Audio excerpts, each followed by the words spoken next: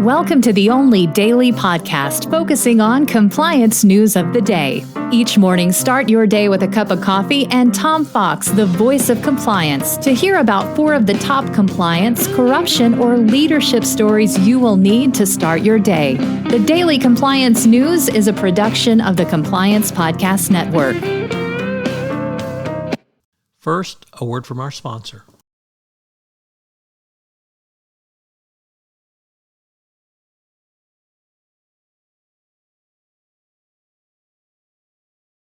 The Daily Compliance News for October 21, 2022, the 45 Days of Liz edition.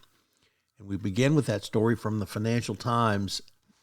British Prime Minister Liz Truss resigns after only 45 days in office. This was perhaps the most disastrous run of any prime minister in the history of the United Kingdom, so much so that last week, a watch was put on to determine how long she would remain in office, and that watch was comparing her to how long a head of lettuce would be edible, and the head of lettuce was still edible when she resigned. So, UK government in shambles, Conservative Party in shambles. Apparently, Bojo's going to step back up and consider stepping back in, so you can only wonder how 0.001 or whatever the Conservative Party leadership will continue to eviscerate the British public.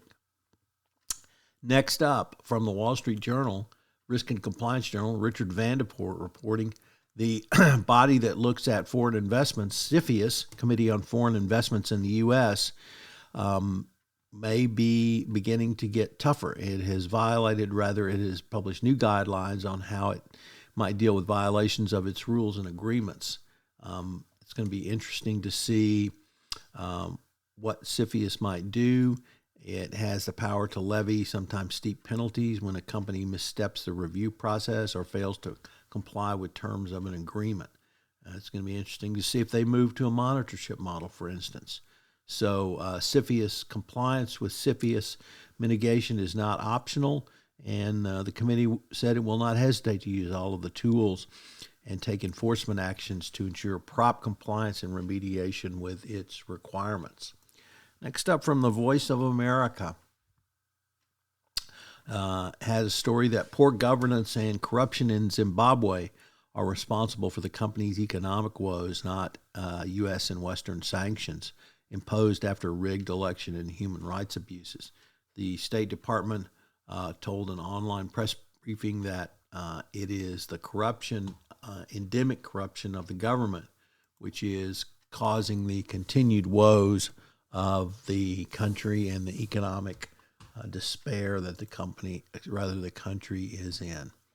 And finally, for those of you who do not know Mark Lanier, he is a Houston-based lawyer who is one of the most successful U.S. class action lawyers, winning literally billions of dollars. Well, he's opened a UK office. So for all you UK lawyers out there who dislike U.S. class action lawyers, one of the best is coming your way. Get ready. The Daily Compliance News is a production of the Compliance Podcast Network and a proud member of C-Suite Radio. Thanks so much for listening. I hope you'll join me again tomorrow.